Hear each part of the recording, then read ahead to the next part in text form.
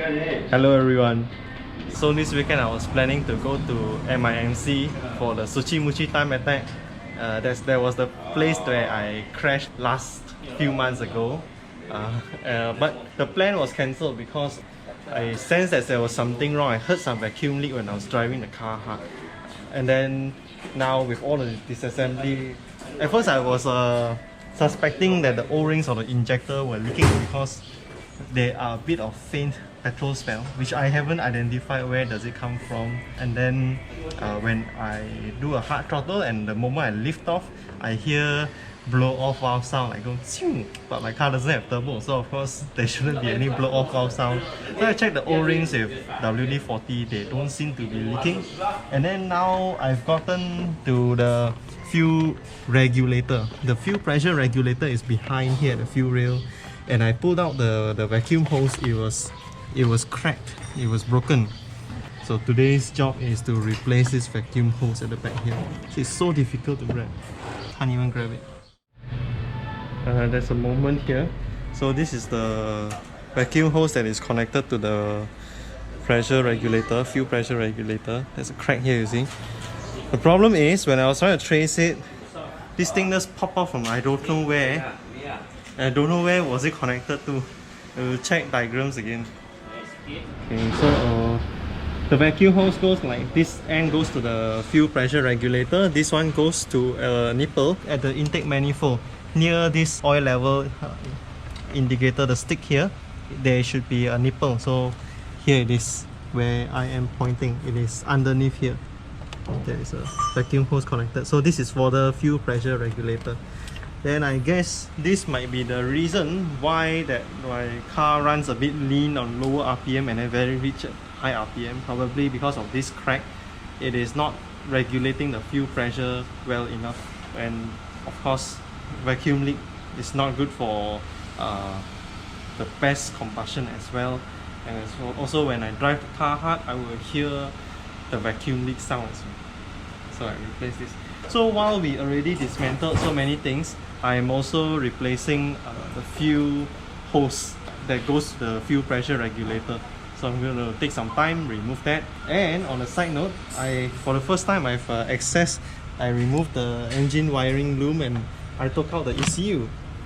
So very interestingly, the ECU seems to be tampered with before. Maybe it has been replaced with ECU remapped chips. That one I'm not sure. That one I have to later on open it out if I have time. Here is the ECU for my E36. The original engine is M50 engine, so it is running one of the most common red label ECU part number ending with 413. So this is one of the most moddable ECU for the E36. And why I think that it has been modified before is because the tabs in the ECU has been removed.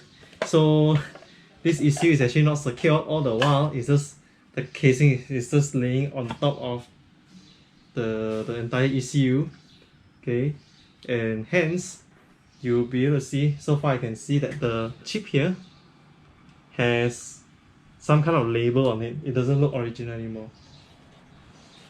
Trying to see if I can remove it.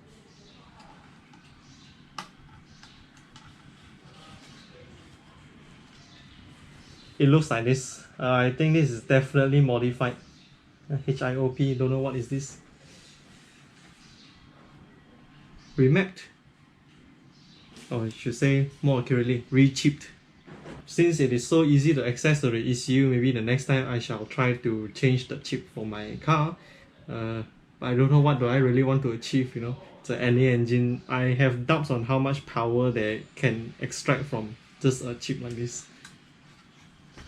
Okay, just gonna put it back and use it as it is for now.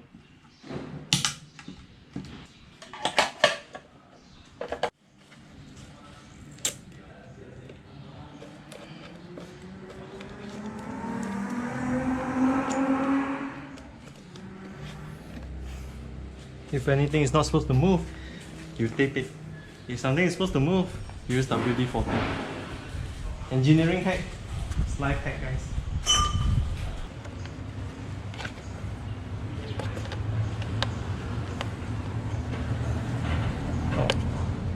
Okay, just like this, keep it back in. With a lot of struggle, this is the fuel hose from the fuel regulator to the incoming fuel supply.